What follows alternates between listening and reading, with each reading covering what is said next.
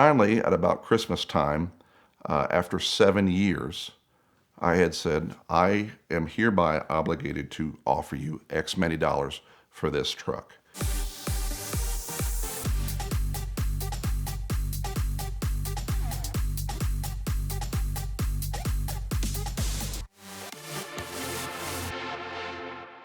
Being a guy that grew up and enjoying the Cannonball Run, I've said before, there was a clause where you'd never meet your heroes until you meet Brock Yates.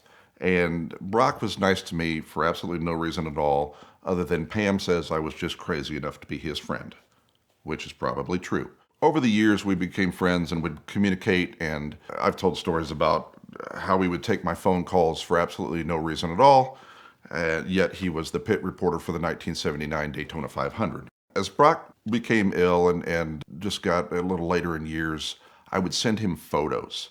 And instead of texts and things, I would physically mail 8x10s of the ambulance or things that he's done to his house in New York. And his caretakers would thank me and whatever, but I knew what it meant. So before Brock Yates passed away, his son was in town for PRI in Indianapolis, which is Performance Racing Industry.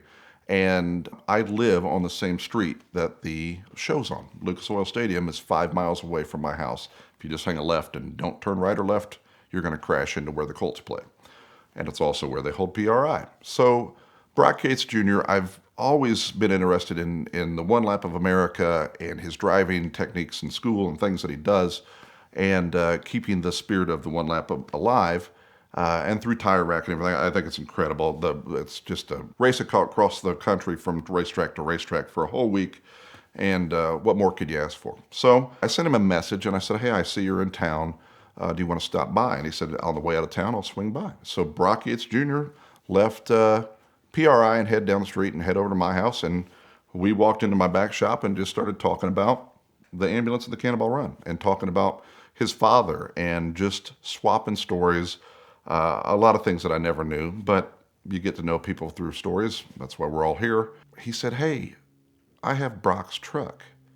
And I go, Brock's truck? And I kind of left it at that, and we took some photos of us standing by the ambulance, and he wasn't out of my driveway. Brock Yates Jr. wasn't out of my driveway, and I'm in my office Googling Brock Yates truck, and came up with nothing. And I had no idea what he was talking about, but if it's Brock Sr.'s truck, I want to know about it. Obviously, I enjoy restoring cars and spend way too much money versus what they're actually worth, a la the General Lee and other things that we've restored, the ambulance, and I should find a new hobby. But about 2 weeks later, I dropped Brock Yates Jr. a message. I said, hey, send me a picture of Brock's truck. And he's like, okay. So he walks out and takes 2 or 3 pictures and sends them my way. And I'm like, man, this thing is cool. It is a 1991 OBS, old body style, Chevrolet 2500 pickup truck, extra cab, no big deal, but it's a short bed with a dually. And they never made that. Chevrolet never made a short box dually pickup truck. And I'm like, how in the world? So now I know what I'm looking for. And now I know what I could try to find for photos or for evidence or for anything. And that led me to Car and Driver magazine. And Brock Yates was the editor of Car and Driver magazine. So this issue from August of 1993 with the Prowler on the front led me to photos that I had never seen before to come up with what exactly and how the truck was. And on page 128, I found what I was looking for.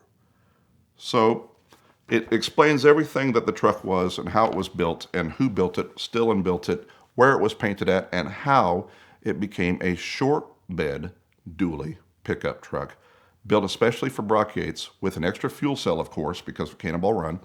And they called it the Cannonball Express and Cannonball Enterprises truck, and drove it for years and drove it on the one lap of America. And Brock Yates Jr. ended up with the truck, but he just used it as a truck that he would take to the dump, or a truck that he would put twigs in, or a truck that he would haul mulch in, or it was just his pickup truck. Of course, Chevrolet never built a 2500 dually short bed because you almost can't do anything with it. long bed trucks or 3500s, and you can pull a gooseneck trailer with it and do everything that it's meant to do. Granted, this truck and that truck may have about the same engine. It is an absolute turd. It's a 350 throttle body, 1991, a whopping 245 horsepower, but yet they did put a gooseneck in it. But if you think about it, if you turn a little too sharp, you're going to hit the cab. Every 18 months or so, I would drop him an email or drop him a message, and I said, I am hereby obligated to offer you X many dollars for your truck. And the problem was, if I bought the truck, he would have nothing to haul. He has a horse and things, and put stuff in, or go, buy hay for the horse. I don't know. Anything, insert anything you would put in the truck. That was his work truck. And though he had Subarus and his wife had car and whatever else, that was still just their work truck. So this car and driver show truck that was Brock Yates Sr. truck that had all this history, Brock Yates Jr.'s driving around with trash in the back going to the dump or twigs or mulch or whatever else. And I was like, man, I'm the guy who just cannot drop it and need to restore things. So looking for projects and looking to do things, and it keeps getting put on the back burner, and I don't want to be the squeaky wheel guy where I'm just more his friend, and I just don't want to be, hey, damn it, sell me this truck so I can take it over. So I paid attention to Brock Yates Jr. had moved, and I saw they bought a Hemi Ram truck. So if they have a Hemi Ram truck to haul the horse around, it's now time to make another offer, which I did, which he says, nah, I wasn't there on price yet. So through 2020, I would message him or he'd message me back. And finally, at about Christmas time, after 7 years, I had said, I am hereby obligated to offer you X many dollars for this truck. And he said, come get it. So I had the green light to go buy the Brock Yates Stillen car and driver, short box, OBS, never made it pickup truck, conversion in Detroit, just holy crap. And for the Cannonball kids, or the people that grew up on Cannonball Run and then live and breathe this goofy race across the country, this was the holy grail pickup truck for myself.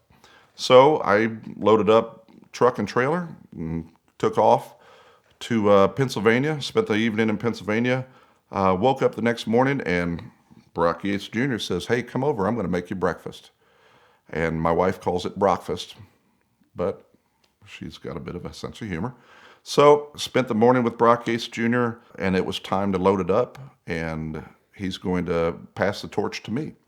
So I loaded it up, took it, it starts, it runs, it drives. It may not be in the best condition you've ever seen. It has never been garaged since it was built, and Brock Yates Sr. lived in New York. Brock Yates Jr. lives in Pennsylvania. Granted, this is this holy grail show car truck and everything. It needs a full restoration. So brought it home, notified all my Cannonball Run friends that I'd been lying to them for 7 years because I didn't tell them that I had found this thing. It would be like being a Star Wars fan and finding the Millennium Falcon, but not letting any one of them know that you have located the Millennium Falcon. So now that I knew it was in my possession, title in hand, I let the word out. But I didn't. First, Brock Yates Jr. tagged me in a post and said, we have rehomed the truck. And so all my friends instantly knew. So what to do with this pickup truck now? When you have something with this kind of a heritage, what do? For me, it's restore it as it looked in this magazine. So that's our plan. We're not going to put 22s on it or do anything crazy. Exactly as it rolled off the line and Brock Yates Sr. took possession of it, that's how we're going to restore this truck. And so all of my Cannonball Run friends will enjoy it. They can swing by and I don't know, either drive it or try to talk me out of it, I guess. But it is an honor to be able to own this from Brock Yates Jr. There's no reason why he should trust me with this thing, but maybe after 7 years, he just got sick and tired of me asking. I don't know what the method to the madness is, other than they specifically built a truck for Brock Yates Sr. and put a 50-gallon fuel cell in the back on top of the regular gas tank, and I don't really know what his plans were, but there's all kinds of bizarre touches on this thing. The Nardi steering wheel, and it's heavily weathered, so I found another one in Italy and shipped it over. These Outlaw 2 wheels are just bleh, but that's what came on it. So we're putting brand new Outlaw 2s on it. Is it time for an LS swap? I mean, they're so easy to do now, and you would gain so much horsepower. So maybe that's an upgrade for it. But other than that, I mean, it's just time to put it back together again and maybe park it in the garage after 30 years. But the next time you see it, we may end up doing some YouTube thing with it and letting everybody know the progress of the truck. But it is absolutely incredible that we have located the Car and Driver show truck and the Stillen Brock Yates Sr. Chevrolet 2500.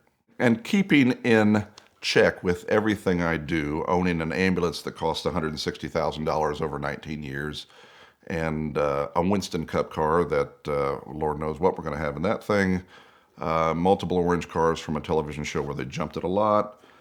I mean, if you worry about the value that you put in it, then you may cut corners, which I don't plan to. You can't take it with you, so I'm going to spend it while I'm here. We'd like to thank Auto Tempest for their support of this month's videos on VINwiki. Auto Tempest is the best place to find your next car. Whether it's your dream car or your next project, anything you want to look for, it's the most powerful tool to search all the major listing sites at the same time. They give you much more specific search criteria. They are the supporter of Car Trek, and we cannot thank them enough for that, but this is now their 4th year of sponsoring the VINwiki channel. So be sure to thank them now by checking out the link in the description below to search for your next car. Autotempest.com, all the cars, one search.